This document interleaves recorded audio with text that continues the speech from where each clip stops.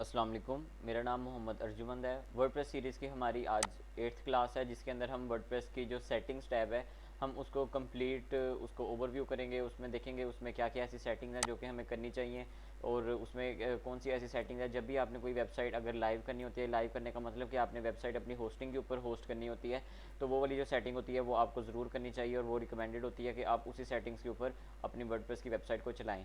अब हम आ जाते हैं अपने वर्डप्रेस के ऊपर। वर्डप्रेस स्टार्ट करने से पहले आपको पता होगा कि हमने अपने जैम को इस्तेमाल करना है, क्योंकि हम इसे लोकल होस्ट के ऊपर चला रहे हैं। उसके बाद आपने इन दोनों सर्विसेज को ऑन करना होता है। अगर आप इसके बारे में सीखना चाहते हैं तो ये मेरा चैनल है मोहम्मद अर्जुमंद के नाम से। इधर मैंने वर्डप्रेस की एक सीरीज़ स्टार्ट की हुई है, आप उसको जाके फॉलो कर सकते हैं। देखिए इसके अंदर हमने बताया हुआ है आपने इंस्टॉल कैसे करना है वर्डप्रेस को, उसकी बेसिक्स क्या हैं। ये अभी हम बेसिक्स को ही कवर कर रहे हैं, आगे जाके हम इसके अंदर कस्टमाइजेशन को भी कवर करेंगे।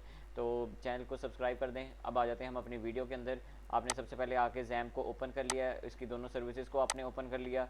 फिर उसके बाद आपने क्या करना है, आपने यहाँ पे आके ब्राउज़र के ऊपर अपने वर्डप्रेस को खोलने के वो उसके जो आप अगर पहली वीडियोस देखेंगे उसमें आपको पता चल जाएगा कि आपका वर्डप्रेस ये इधर आपके लोकल होस्ट के आगे आपका फोल्डर का नाम होता है, इसको आपने सेव किया होता है उसके अंदर अपने जैम के अंदर, और उसके आगे हम लिखते हैं wp-admin। अब ये हमारे पास आगे भी देखें, यहाँ पे हमने पीछे पढ़ा था कि हमारे पास अपडेट्स आती हैं, तो इधर देख लेते हैं हमारे पास कौन सी अपडेट आई है फ़िलहाल। और ये 1 मिनट अपडेट का पेज अभी जब तक लोड होता है, तो हमने ये देखें हमने आज ये पढ़ना है। एक टूल्स भी है और एक सेटिंग भी है। टूल्स के अंदर वैसे इतना कोई ना इंपॉर्टेंट डाटा नहीं है जो हम पढ़ें या जो बहुत आपका यूज़ होता हो, तो उसकी बजाय हम जो पढ़ेंगे वो होंगे सेटिंग्स टैब्स। ठीक है, इसको भी हम खोल लेते हैं। ये हमारे पास आ गया। अब ये देखें यहाँ पे योस्ट का एक अपडेट आई है, और उसके बाद ये जो इसके अंदर क्रोम न्यूज़ नाम से ये थीम लगा हुआ है उसकी भी अपडेट आई है। तो हम इसे अपडेट थीम करते हैं तो थीम अपडेट हो जाएगा। हम इसे योस्ट के प्लगइन को अगर अपडेट करते हैं तो वो हमारे पास योस्ट के प्लगइन को अपडेट कर देगा। अभी यहाँ पे ये इंस्टॉल हो रहा है यूज एस यू। ठीक है, ये देखें ये आपके पास अपडेट होकर इंस्टॉल हो गया। अब आप इसको इधर रहने दें, हम उस योस्ट को नहीं कर रहे, हम अपने टॉपिक के अंदर आ जाते हैं। अब ये हमारे पास सेटिंग्स के अंदर सबसे पहले है जनरल का ऑप्शन। अब जनरल के ऑप्शन में आपके पास आ रहा होता है, ये देखें साइट टाइटल क्या है हमारे पास, अर्जुमन/राजू। ठीक है, ये हमारे पास साइट टाइटल है। ये देखें साइट टाइटल आपको मैंने बताया था कि यहाँ पे ये लिखा होता है। अगर हम इसको भी देख लेते हैं तो ये देखें टाइटल, ये इधर भी ये इधर टाइटल लिखा हुआ है अर्जुमन/राजू।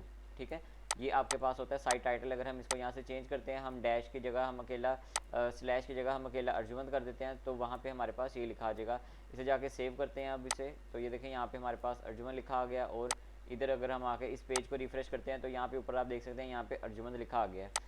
ठीक है, उसके बाद आगे आ जाते हैं हम इसी के अंदर ही जर्नल के अंदर। अब उसके अलावा ये टैगलाइन है, टैगलाइन का भी आपको बताया था मैंने वेबसाइट बनाते हुए कि यहाँ पे जो ये आगे लिखी आ रही है, जैसे ये अर्जुमंद के डैश आगे अर्जुमंद करके लिखा है, वो आपकी टैगलाइन है। अब अगर हम इसको चेंज करना चाहते हैं, हम इसको यहाँ से आके इधर ही आ जाएंगे जनरल सेटिंग्स के अंदर, और यहाँ से आके अकेला मैं अगर इधर लिखना चाहता हूँ आई एम अ वेबसाइट लिख लेते हैं हम, आई एम अ वेबसाइट। ये आई एम वेबसाइट लिख लिया। फिर उसके बाद हम इसको जाके सेव कर लेते हैं। अब इस पेज को जाके अगर हम अपडेट करते हैं तो ये देखें यहाँ पे आपके पास इधर आई एम आ वेबसाइट लिखा आ गया है। ठीक है, ये आपके पास होता है टाइटल, और ये चीज़ होती है आपके पास टैगलाइन। इस चीज़ को हम यहाँ से भी चेंज कर सकते हैं। उसके अलावा अब ये एड्रेस है, इन चीज़ों को आप अभी फ़िलहाल ना छोड़ें। एडमिनिस्ट्रेशन का ईमेल है, यानी कि जो अगर मैं एज अ एडमिनिस्ट्रेटर हूँ तो मैंने जब ये अकाउंट बनाया था वहाँ पे मैंने ये ईमेल यूज़ किया था। अब ये सैम्पल ईमेल है क्योंकि हमारा लोकल होस्ट पे चल रहा है। अगर हमारा ऐसे ना चल रहा होता तो हम इसको दूसरी तरह प्रॉपर इसमें हम अपना ईमेल डालते, ताकि क्योंकि इस ईमेल के ऊपर हमारे फॉरगेट पासवर्ड वगैरह भी आ रहे होते हैं, तो अगर हमें अपना पासवर्ड भूल भी जाता है तो इस ईमेल से हम अपने अकाउंट को रिकवर कर सकते हैं। उसके बाद यहाँ पे आ जाता है साइट लैंग्वेज का आ रहा है। साइट लैंग्वेज यहाँ पे आपने इसको यूएसए रहने देना है। टाइम जोन आप इसका कुछ भी सेट कर सकते हैं जो आपका दिल करे। ये डेट फॉर्मेट है कि डेट फॉर्मेट क्या आनी चाहिए, जैसे ये देखें सितंबर शुरू में आ रहा है, उसके बाद 23 और 2022 है, तो ये मेरा ख्याल आज की जो डेट है ये वही इधर यहाँ पे शो करवा रहा है। इसको आप जैसे भी अरेंज करना चाहें आप उसे कर सकते हैं। उसके अलावा टाइम फॉर्मेट है, टाइम फॉर्मेट भी आप इसको ये अब जैसे यहाँ पे 10:55 AM है, फिर उसके बाद 10:55 है अकेला AM कैपिटल में स्मॉल में, ये वो चीज़ आ गई। इसके बाद आपने इसको सेव करना है। ये देखें वीक स्टार्ट ऑन, इसको आपने यहाँ से मंडे ही रहने देना। ठीक है, इसकी कोई इतनी ना टेंशन नहीं लेनी आपने, ये बस बेसिक सी सेटिंग्स हैं जो कि हमने करनी होती हैं। उसके आगे आ जाता है राइटिंग का, हमारे पास एक ऑप्शन आ जाता है ये सेटिंग्स के अंदर। इसके अंदर हमारे पास है कि डिफ़ॉल्ट पोस्ट कैटेगरी हमारी व्हाट्सएप सेट हुई है। हम अगर कोई और कैटेगरीज़ के ऊपर हमने कंप्लीट लेक्चर बनाया था इसके अंदर, ये देखें इस लेक्चर के अंदर हमने कैटेगरीज़ को डिटेल में डिस्कस किया था। तो अगर आप इसको देखना चाहते हैं तो यहाँ पे आपको जितने भी ये लिंक्स हैं सारे आई बटन के अंदर मिल जाएंगे और आप उनको जाके देख लीजिएगा। अब उसके अलावा डिफ़ॉल्ट पोस्ट कैटेगरी, यानी कि अगर जैसे ही कोई बंदा पोस्ट करे तो वो किस कैटेगरी में जाए, तो ये हमारे पास कैटेगरीज आ रही हैं। इनमें से हम किसी को जैसे यहाँ पे स्टैंडर्ड है, ठीक है, हम अगर इसको स्टैंडर्ड कर लेते हैं तो हम कोई भी चीज़ पोस्ट करेंगे वो स्टैंडर्ड फॉर्मेट में जाएगी, यानी कि पोस्ट फॉर्मेट में जाएगी। उसके बाद हमारे पास इसको अभी आप छोड़ दें, मेल सर्वर को भी छोड़ दें, लॉगिन नेम पासवर्ड इसको भी छोड़ दें, डिफ़ॉल्ट मेल कैटेगरी, इसके अंदर आप जाके यहाँ पे भी वही आ रही हैं कैटेगरीज आ रही हैं, आप उनको सेट कर सकते हैं। और ये अपडेट सर्विस है, इसमें इधर कुछ भी नहीं दिया हुआ। आगे जाते हैं रीडिंग के ऊपर। हमारे पास रीडिंग के ऊपर अब हमारे पास क्या होता है, your home page displays your latest post and a static page.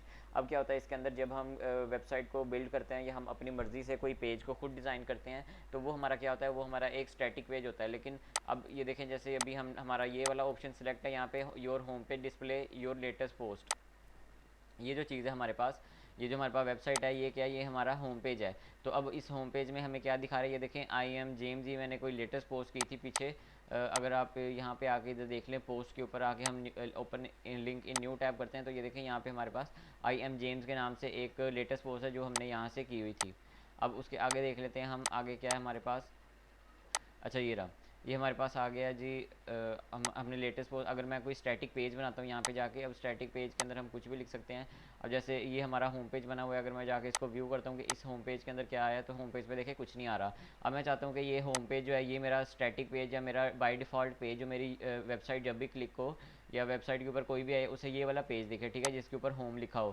अब मैं क्या करूँगा, मैं वापस आ जाऊँगा यहाँ पे अपना इधर ही रीडिंग के अंदर आ जाऊँगा और यहाँ पे आके स्टैटिक होम पेज सेलेक्ट कर लूँगा। होम पेज के बाद हम इधर आ जाएंगे, ये देखें होम पेज के सामने आपके पास नीचे ड्रॉप डाउन आ रहे हैं, यहाँ पे आके आप कॉन्टैक्ट या फिर आप होम को सिलेक्ट करके आप इसको सेव कर देते हैं। अब क्या होगा, अब अगर हम जाके जो हमारा पेज पहले होम पेज ये आ रहा था, अब हम इसे जाके रिफ्रेश करते हैं, तो देखें अब इसका यहाँ पे होम लिखा आ रहा है। तो ऐसे करके आप किसी भी स्पेसिफिक पेज को आप उसका होम पेज बना सकते हैं वेबसाइट का। अब इसी के अंदर हमारे पास किसी भी पेज का बना सकते हैं हम, कोई ऐसा मसला नहीं है, ठीक है।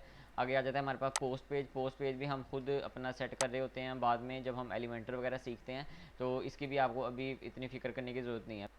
अच्छा, ये नीचे जो हैं इन दोनों की आपको ज़रूरत नहीं है, इनको आप ऐसे बाय डिफ़ॉल्ट रहने दें कि ये बस ये कहता है कि नंबर ऑफ़ पोस्ट कितनी आपको शो करवाए। जैसे 10 है, तो अगर मेरे पास 10 पोस्ट होती हैं तो मेरे पास जो सिंगल पेज है या फिर मेरे पास जो ब्लॉग पेज है, वहाँ पे मुझे 10 पोस्ट शो हो रही होती हैं, ठीक है। इसको आप रहने दें अभी। आगे जाते हैं हमारे पास for each post in a feed include full text और एक्सर्प्ट। अब इन दोनों में से क्या करना है, आपने फुल टेक्स्ट को नहीं करना, अब आपने क्या करना है, यहाँ से आपने एक्सर्प्ट को कर लेना है। अब यहाँ पे आके हम इसको कर लेते हैं फ़िलहाल के लिए, इसको सिलेक्ट भी रहने देते हैं या हम इसको योर लेटेस्ट पोस्ट कर देते हैं। अब आगे सेव चेंजेस करते हैं, तो अब ये देखिए हमारे पास क्या आता है जी, हमारे पास ये जो आ रहा है, हाँ ये हमारे पास पोस्ट ही मेरा ख्याल इतनी बनी हुई है, छोटी सी पोस्ट है हमारे पास, नहीं पोस्ट तो बड़ी है काफ़ी। अब यहाँ पे क्या हुआ है हमारे पास, हम इधर आ जाते हैं दोबारा, तो ये देखें जब हमने एक्सेप्ट किया तो उसने क्या किया, एक्सेप्ट का मतलब होता है कि वो आपके कुछ टेक्स्ट को या कुछ आपका जो उसका पेज का कंटेंट होता है वो थोड़ा सा आपको दिखा देता है। तो अब इसके अंदर हमारे पास इसने क्या किया, एक्सेप्ट ने क्या किया, हमारे पेज के कंटेंट को हमें थोड़ा सा दिखा दे। लेकिन अगर हम यहाँ से इसकी सेटिंग्स में कर देते हैं, बाकी चीज़ों को मैं बंद कर देता हूँ फ़िलहाल के लिए, काफ़ी रश डाल दिया मैंने। ये हमारे पास आ जाती है दोबारा से। यहाँ पे अगर मैं फुल टेक्स्ट करके इसे सेव चेंजेस करता हूँ और यहाँ पे आके अपने पोस्ट पेजेस के ऊपर या फिर ब्लॉग पेज के ऊपर आके मैं इधर रिफ्रेश करता हूँ, तो ये देखें यहाँ पे मेरे पास, अच्छा अभी भी इसने मुझे वो नहीं चीज़ दिखाई जो मैं देखना चाह रहा था, पता नहीं क्या इसकी कुकीज़ का मसला है या क्या। पर उसमें क्या होता है, या इसमें ना कोई कस्टमाइजेशन के ऊपर हमने कोई लिमिट सी लगाई होगी, तो इसलिए यहाँ पे हमें शो नहीं कर रहा, वरना वो यहाँ पे कंप्लीट जितनी भी होती है आपकी पोस्ट होती है वो आपको यहाँ पे शो करवा देता है आपके ब्लॉग पेज के ऊपर। यानी कि किस पेज पे, इधर ही आपके पास आपकी कंप्लीट पोस्ट जो होती है वो यहाँ पे शो हो जाती है। और मेरे ख्याल से मैंने यहाँ पे ना ये थीम के अंदर कोई ना कोई सेटिंग की होगी जिसकी वजह से मुझे वो नहीं दिखा रहा। अभी देख लेते हैं इसको। ये साइड बार विड्थ आ गई, फिर उसके अलावा पेज, ब्लॉग पेज के अंदर देख लेते हैं, ये यहाँ पे हमारे पास कोई है एक्सेप्ट का ऑप्शन। ये देखें यहाँ पे हमारे पास पोस्ट कंटेंट, यहाँ पे फुल कंटेंट अगर करते हैं हम, और अब आ जाते हैं हम अपने होम पेज के ऊपर, तो अब देखते हैं यहाँ पे कुछ असर हुआ। ये देखें अभी आपके पास होम पेज के ऊपर आपकी कंप्लीट पोस्ट आ रही है, ये सारी कंप्लीट, और ये दूसरी पोस्ट आ रही है जो कि इतनी सी है। तो ये सेटिंग हमारे पास पीछे यहाँ पे हमने ये किया हुआ था। अगर हम इसको इधर से फुल कंटेंट ही रहने देते हैं और जाके हम इसको इस जगह से, इसको ऐसे तो पब्लिश कर देता हूँ, और जाके इस जगह से हम इसको कर देते हैं दूसरा एक्सेप्ट कर देते हैं। और अब इसको सेव चेंजेस करके देखते हैं कि अब ये कोई चेंजेस को अप्लाई करता है या नहीं। यहाँ पे आगे हम अब दोबारा इसको रिफ्रेश करते हैं। ये हमने इसको रिफ़्रेश किया, ये तो पोस्ट ही खुल गई। दोबारा आ जाते हैं इधर होम पेज के ऊपर, और अभी भी वो पोस्ट ही शो हो रही है। तो हमें उसको यहाँ से ही करना पड़ेगा, जो हमारे पास ये ब्लॉग वाला सेक्शन था वहाँ से जाके हमें इसको सेट करना पड़ेगा, ब्लॉग के अंदर, ब्लॉग आर्काइव के अंदर। और यहाँ पे आके आपने कंटेंट विड्थ को आपने बाय डिफ़ॉल्ट आने देना है, और उसके अलावा यहाँ पे जो हमारे पास जहाँ पे एक्सेप्ट शो हो रहे थे ये वाला, इसको आपने एक्सेप्ट कर लेना, तो आपके वहाँ पे एक्सेप्ट शो होना शुरू हो जाएंगे। तो ये चीज़ होती है आपके पास, जिसको आप अपना वहाँ से एडमिन पैनल से आप मैनेज कर रहे होते हैं। ये इसकी रीडिंग के अंदर ऑप्शंस पड़े होते हैं। अब नीचे एक ऑप्शन है सर्च इंजन विजिबिलिटी, अगर आप इसके ऊपर चेक कर देते हैं तो जो सर्च इंजन है जैसे गूगल है, यांडेक्स है, याहू है, वो कोई भी आपकी वेबसाइट को क्रॉल नहीं कर पाएगा। लेकिन अगर आप इसको अनचेक करते हैं तो इसका मतलब आपने अपनी जो वेबसाइट है वो उन सब के लिए खोल दिया। आगे देख लेते हैं, आगे हमारे पास डिस्कशन है। डिस्कशन के अंदर हमारे पास, वैसे मुझे इधर कोई ज़्यादा चीज़ें इंटरटेन तो नहीं करती कि इधर क्या हमें ऑन करना चाहिए क्या नो, लेकिन आप इसकी सेटिंग को देख सकते हैं। Allow link notification from other blogs on new post, allow link to submit comments, comment author must fill out form and name, user must be registered and log in to comment. यानी कि अगर किसी user ने register होना है तो उसे पहले लॉगिन करना पड़ेगा, फिर वो कमेंट कर सकेगा। आगे automatically close commands on post order, इसको आप छोड़ दें। शो इसको भी छोड़ दें। अनेबल ट्रीटेड नेस्टेड कमेंट्स, इसको भी छोड़ दें। ये सारी चीज़ें इतनी कोई काम की नहीं है। अच्छा, तो ये पार्ट मैं दोबारा रिकॉर्ड कर रहा हूँ, थोड़ी सी अंदर पता नहीं ऑडियो का मसला आ गया था, इसलिए अगर आपको ऑडियो में चेंज लगे तो परेशान ना होइएगा। यहाँ पे हमारे पास इनके अंदर से तो कोई ऐसा ऑप्शन ऐसा है नहीं जिसको आपको देखना चाहिए या जिसको आपको यूज़ करना चाहिए। इसको आप बाय डिफ़ॉल्ट ही ऐसे रहने दें सारों को। आगे जाता है हमारे पास ईमेल मी वन एवर, ठीक है। ईमेल मी वन एवर के बाद हमारे पास आ रहा है एनीवन पोस्ट अ कमेंट। जब भी कोई पोस्ट करे तो जो एडमिन ने ईमेल ऐड किया होगा उस एडमिन को ईमेल चले जाएगा कि इस बंदे ने आपकी वेबसाइट के ऊपर कोई ना कोई कमेंट किया है। A comment is help for moderation, अगर हम इस टिक को अनचेक कर देते हैं तो क्या होता है, कोई बंदा भी अगर कमेंट पोस्ट करता है तो वो कमेंट आपका डायरेक्टली आपकी वेबसाइट के ऊपर पब्लिश हो जाएगा। लेकिन अगर आप इसके ऊपर चेक रहने देंगे तो आप जब तक उस कमेंट को चेक नहीं कर लेंगे आप कि वो कमेंट सही है या उसके अंदर कोई ऐसा लिंक तो नहीं है जो कि आपकी वेबसाइट के ऊपर नहीं होना चाहिए, इररेलेवेंट है, तो आप आप इसको यहाँ से मैनेज कर सकते हैं। आप उस कमेंट को पब्लिश होने से रोक सकते हैं इस चेक से, ठीक है। इस चीज़ को आपने यहाँ पे ऐसे ही रहने देना है और इसको आपने चेंज नहीं करना है। Before a comment appears, comment appear होने से पहले comment must be manually approved, कि देखें पहले मॉडरेशन के ऊपर आया, फिर हम इसको भी चेक कर देते हैं कि कमेंट अपीयर होने से पहले, यानी कि वेबसाइट के ऊपर अपीयर होने से पहले ये हमारे पास कमेंट्स हैं। यहाँ पे हमारे पास कोई भी अगर हमारी वेबसाइट के ऊपर कमेंट करता है तो वो यहाँ पे हमारे पास इस टैब के अंदर हमें शो होगा। अब ये जो है कि अगर कोई भी हमारे पास इस पर कमेंट करता है तो पहले हम अप्रूव करेंगे, जो एडमिन होगा वो अप्रूव करेगा, फिर उसके बाद आपका कमेंट जो होगा वो पब्लिश होगा। Comment author must be properly approve comment, अच्छा जी, प्रीवियसली, यानी कि इस चेक से क्या होगा कि अगर कोई न्यू ऑथर है और उसने या कोई न्यू विजिटर है उसने अगर हमारी वेबसाइट के ऊपर कमेंट किया है तो अगर उसका कोई प्रीवियस कमेंट अप्रूव हुआ होगा तो उसके बाद ही वो फिर अपना न्यू कमेंट अप्रूव कर सके, यानी कि उसका एक अप्रूव होना ज़रूरी है, फिर उसके बाद वो अपना नेक्स्ट कमेंट जो होगा वो अपना अप्रूव करवा सकेगा। तो इसमें और मज़ीद ऐसी कोई चीज़ें नहीं है जो कि आपको देखनी चाहिए। इस सारी चीज़ों को आप ऐसे रहने थे, बस आपने यहाँ पे आके सेव चेंजेस कर देने हैं। उसके आगे आ जाते हैं हमारे पास मीडिया आ जाता है। मीडिया के ऑप्शन में देख लेते हैं हमारे पास क्या है। तो ये जो हमारे पास साइज़ दिए हुए हैं ये हमें जो वर्डप्रेस है वो हमें बाय डिफ़ॉल्ट साइज़ देता है कि आप थंबनेल का आपका जो साइज़ है वो आपका 150 बाई 150 है, आपका मीडियम साइज़ जो है वो 300 बाई 300, आपका लार्ज साइज़ जो है वो 124 बाई 124 है, ठीक है। तो इस चीज़ को आप ऐसे ही डिफ़ॉल्ट ही रहने दें, इसको भी आपको छेड़ने की ज़रूरत नहीं है क्योंकि हम इसको ना ऐसे यूज़ कर लेते होते हैं और ऐसे ही हमारा सारा काम हो जाता है। आगे जाते हैं हमारे पास परमा लिंक्स आ जाते हैं। परमा लिंक्स हमारे पास काफ़ी इंपॉर्टेंट है। बाय डिफ़ॉल्ट हमारे पास या तो ये ऑप्शन सेलेक्ट होता है या ये ऑप्शन सेलेक्ट होता है, तो इसमें आपने और कुछ नहीं करना, आपने सिर्फ पोस्ट नेम कर देना है यहाँ पे आके, ठीक है। इससे क्या होता है आपके जो यूआरएल हैं वो क्लीन हो जाते हैं और आपके यूआरएल में ऐसे की चीज़ें नहीं आ रही होती। जैसे ये देखें यहाँ पे आ रहा है कि डेट आ रही है, फिर उसके आगे सैम्पल पोस्ट यानी कि नाम आ रहा है पोस्ट का, फिर यहाँ पे भी यहाँ पे हमारे पास ईयर आ रहा है, मंथ एंड नेम, ठीक है। ये नेम आ रहा है और उसके बाद हमारे पास मंथ आ रहा है और ईयर आ रहा है। और आपने कभी भी इसको भी नहीं करना, आपने ये देखें ये अजीब सा पोस्ट का एक नंबर सा बना देता है प्लेन के अंदर, और ये भी एक एसईओ फ्रेंडली तो नहीं होता ये, इसलिए हम इसको भी कंसीडर नहीं करते। सिर्फ जो एसईओ फ्रेंडली होता है वो आपका सैम्पल पोस्ट होता है, यानी कि आपकी पोस्ट का नेम होता है। अब अगर हम देखते हैं कि अगर इसके ऊपर हमारा चेक है और हम इसको आके सेव चेंजेस कर देते हैं तो हम देख लेते हैं कि हमारी वेबसाइट इस वक्त जो है उसके लिंक्स कैसे दिख रहे हैं हमें। ये हमारी वेबसाइट आ गई। अब ये देखें जैसे ये मेरे पास आई एम जेम्स है। अब मैं इसके ऊपर आता हूँ तो ये आप ऊपर अगर यूआरएल देखें, ये मैं इधर कॉपी करके ना इधर नीचे कोई टेक्स्ट डॉक्यूमेंट के अंदर मैं यहाँ पे खोल देता हूँ ताकि मैं आपको दिखा सकूँ।